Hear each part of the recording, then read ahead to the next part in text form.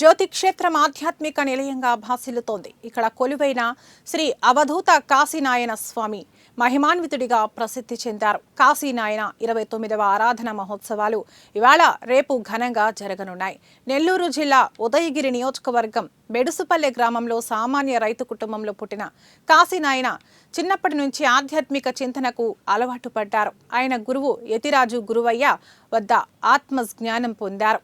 అక్కడి నుండి కడప జిల్లా బద్వేలు నియోజకవర్గంలోకి ప్రవేశించి వారికుంట్ల, నాయునిపల్లె, గంగనపల్లె గ్రామాలకు చేరుకున్నారు. అక్కడ కొన్నేళ్ల పాటు చిన్నపిల్లలకు విద్యా బోధన చేస్తూ ఆధ్యాత్మిక చింతన కొనసాగించారు. ఆ సమయంలో వరికుంట్ల సమీపంలోని నల్లమల అడవుల్లోని జ్యోతి క్షేత్రంలో జ్యోతి నరసింహస్వామి ఆలయానికి చేరుకున్నారు. జ్యోతి నరసింహస్వామికి పూజలు చేస్తుండేవారు. సమీపంలోని గరుడాద్రి కొండ మీద కఠోర దీక్షతో తపస్సు చేశారు. అనంతరం అన్నదాన ప్రాముఖ్యతను ప్రజలకు వివరిస్తూ వచ్చేవారు.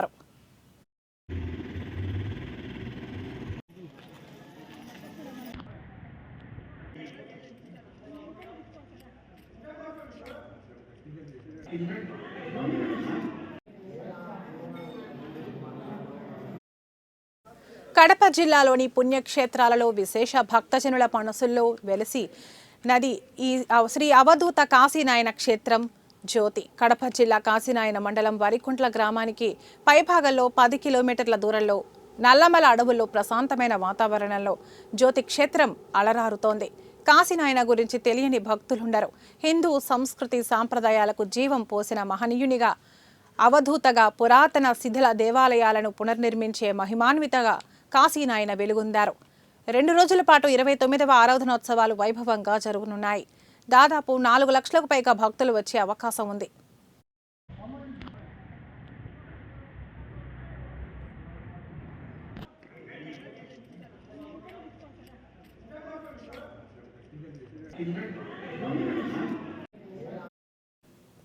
శిథిలావస్థకు చేరిన ఆలయాలు జీర్ణోద్ధరణ కావించిన నిత్యాన్న దానాలు చేపట్టడం కాశీనాయన ప్రత్యేకత.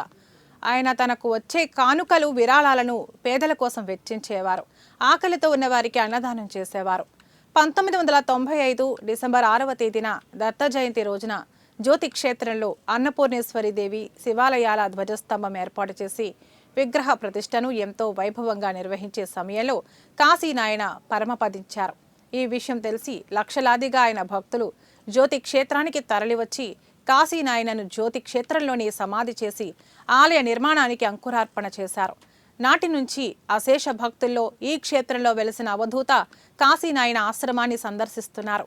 అనతి కాలంలోని జ్యోతి క్షేత్రం గొప్ప పుణ్యక్షేత్రంగానూ వెలుగొందుతున్నది.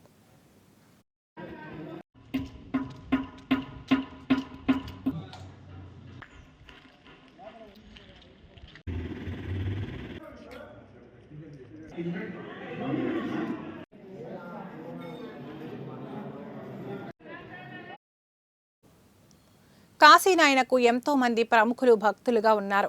ఆంధ్రప్రదేశ్ మాజీ ముఖ్యమంత్రి కోట్ల విజయభాస్కర్ రెడ్డి, ఎమ్మెల్యే రాంభూపాల్ రెడ్డి తదితరులు ఆయన భక్తులు. రాష్ట్రంలోనే కాక బెంగుళూరు, మైసూరు, మద్రాసు, ఆళ్లగడ్డ, నంద్యాల, డోన్, ఆత్మకూరు, అనంతపురం, నెల్లూరు, ప్రకాశం, గిద్దలూరు తదితర ప్రాంతాలలో స్వామి భక్తులు ఉన్నారు. ముఖ్యంగా కడప, ప్రకాశం, కర్నూలు, అనంతపురం, నెల్లూరు జిల్లాలలో కాశీనాయనను పూజించని ఇల్లు లేదంటే అతిశయోక్తి కాదు.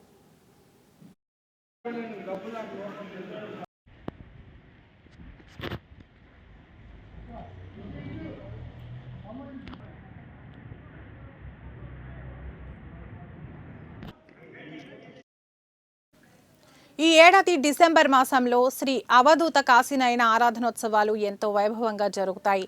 జ్యోతి క్షేత్రంలో రామాలయం, రాఘవేంద్ర స్వామి, సీతారాముల ఆలయాల నిర్మాణంతో పాటు లక్ష్మీ నరసింహస్వామి దేవాలయం, శివాలయం, అన్నపూర్ణాదేవి ఆలయాలు సుందరంగా రూపుదిద్దుకున్నాయి.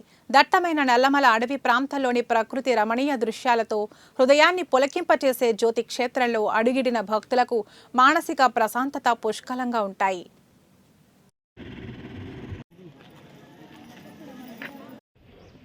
చుట్టూ ఎత్తైన కొండలు, సెలయేరులా పారేటువంటి వాగులు, అందులో పొడవైన చెట్లు, వాటిపైన పక్షులు కిలకిల రాగాలు చేసే శబ్దాలతో భక్తులను రమ్మని అన్నదానాలు చేసేటువంటి యజమానులు, నిర్వాహకులు చుట్టూ మైమరిపించేటువంటి ఈ అందమైన జ్యోతి క్షేత్రంలో ఈ నెల 14, 15వ తేదీలలో 29వ కాశీనాయన ఆరాధన ఉత్సవాలను వైభవంగా జరుపుకున్నటువంటి మన పూజారిని అడిగి వివరాలు తెలుసుకుందాం.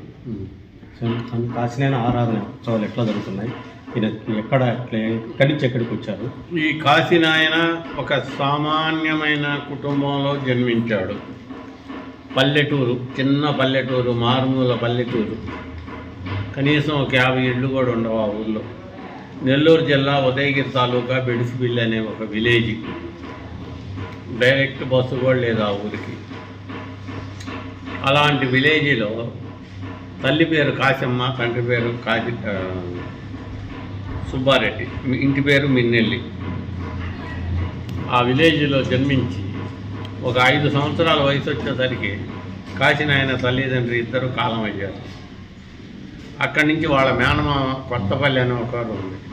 ఆ ఊళ్ళో 17, 18 వయసు, యుక్త వయసు వచ్చిన దాకా అక్కడ ఉండి అక్కడి నుంచి నేను ఇక్కడ ఉన్నని చెప్పి దేశ సంచారం బయలుదేరి ఫస్ట్ కనిగిరి తాలూకాలో ఇది కనిగిరి తాలూకా మండలం, ఆ ఊరి పేరు గురువు గారు ఉన్నాడు. అందరూ నేల మీద కూర్చొని తపస్సు చేస్తే ఈ అచ్చిరాజు గురవయ్య అనే ఆయన బావిలో నీళ్ల మీద కూర్చొని తపస్సు చేస్తాడు. అలాంటి వ్యక్తి దగ్గర విద్య నేర్చుకున్నాడు. నేర్చుకొని అక్కడి నుంచి కాశీ వెళ్ళిపోయాడు. కొంతకాలం కాశీలో ఉన్నాడు. ఎక్కడున్నా అతనికి మనసుకు తృప్తి లేదు. కాశీ నుంచి మళ్ళీ కాలిబాట నడుచుకుంటూ ఇటా అహోబిళం, నల్లమల అడవుల్లోకి వచ్చి అక్కడ సంచారం చేస్తూ, ఆయన నరసింహస్వామి భక్తుడు కాశీనాయన, సంచారం చేస్తూ చివరికి ఇక్కడికి గరుడాద్రి అని ఒక 5 కిలోమీటర్, ఈ జ్యోతి నుంచి 5 కిలోమీటర్ల దూరంలో ఉంటుంది గరుడాద్రి. 62లోనే అక్కడ ఒక ఆశ్రమం స్థాపించి అక్కడ ఒక గృహ లాంటి దాన్ని ఏర్పాటు చేసుకొని 12 సంవత్సరాలు అఘోర తపస్సు చేశాడు గరుడాద్రిలో. ఆయన తపస్సుకి అన్నపూర్ణాదేవి మెచ్చి స్వప్నంలో ప్రత్యక్షమై, నీకేం వరం కావాలంటే, నాకు వరాలేమొద్దు, నా ఆసరాలు ఎక్కడన్నా ఉన్నాయి, అన్నదానానికి లోటు లేకుండా అన్నదానం ప్రసాదించమని దోస్తము నిలబడిపోయింది. ఈయన ఈ నెల 14, 15వ తేదీల్లో కాశీనాయన 29వ ఆరాధన ఉత్సవాలు ఎంతో వైభవంగా ఇక్కడ జరగనున్నాయి. ఎట్లా ఈ కార్యక్రమాలు ఏ విధంగా జరుగుతున్నాయి, ఎలా జరుగుతున్నాయి, 14వ తేదీ ఎలాంటి కార్యక్రమాలు జరుగుతాయి, 15వ తేదీ ఎలాంటివి జరుగుతాయి, భక్తులు ఎక్కడి నుంచి వస్తుంటారు అనే వివరాలు మనకు మునేశ్వర స్వామి దగ్గర ఉన్నాడు, ఆయన అడిగి తెలుసుకుందాం. స్వామి చెప్పు స్వామి. 29వ ఆరాధన 29వ ఆరాధన సందర్భముగా ఇప్పుడు భక్తులకు తెలియజేయడం ఏమనగా, 13 రాత్రి నాయన తపస్సు చేసిన కాడ గడరాత్రిలో అభిషేకాలు, ఉత్సవ కార్యక్రమాలు జరిగి 14 రాత్రి 1 గంటకు 12 గంటలకు జ్యోతి వెలిగించబడును. అదే కార్యక్రమాలు, అభిషేకాలు, పరిపూర్ణ ఉపన్యాసాలు, ఈ యొక్క ఆరాధనకు సంబంధించిన నాట్య బృందాలు, డ్రామాలు, ఇవన్నీ కార్యక్రమాలు ఎవరంతకు వాళ్ళే వచ్చి ఎవరి సొంత కట్టార్థంలో ఆ సేవ చేసుకుంటుంటారు. ఇక్కడ కార్యక్రమానికి కూడా 14 అంటే 15వ తేదీ 1 గంటకు, 14 1 గంటకు, అంటే 15వ తేదీ ఆదివారం అవుతుంది. అభిషేకాలు దగ్గర 60 మంది ఇప్పుడుతో నాయనగారి క్షీరాభిషేకం, పాలాభిషేకం కార్యక్రమాలు జరుగుతాయి. అనంతరం మాల దీక్షాదారులకు పల్లకి వసంత ఉత్సవ కార్యక్రమం ఉదయం 7 గంటల నుంచి 9 గంటల వరకు జరుగుతుంది. మళ్ళీ సాయంత్రం పరిపూర్ణ ఉత్సవం, సాయంత్రం ఆదివారం సాయంత్రం 5 గంటలకు కుమ్మ ఉత్సవం కార్యక్రమం జరుగుతుంది. కావున భక్తులందరూ ఈ కార్యక్రమానికి వచ్చి నాయనగారి ఆశీస్సులు పొందవలసిందిగా మరీ కోరుతున్నాను. నాయనగారి యొక్క భవనాసి తీరము నుంచి, అహోబిల సన్నిధానమున భవనాసి నుంచి, యోగానందాసనం నుంచి వేలాది భక్తులు పాదయాత్రతో నాయనగారి దీక్ష ధరించి దీక్ష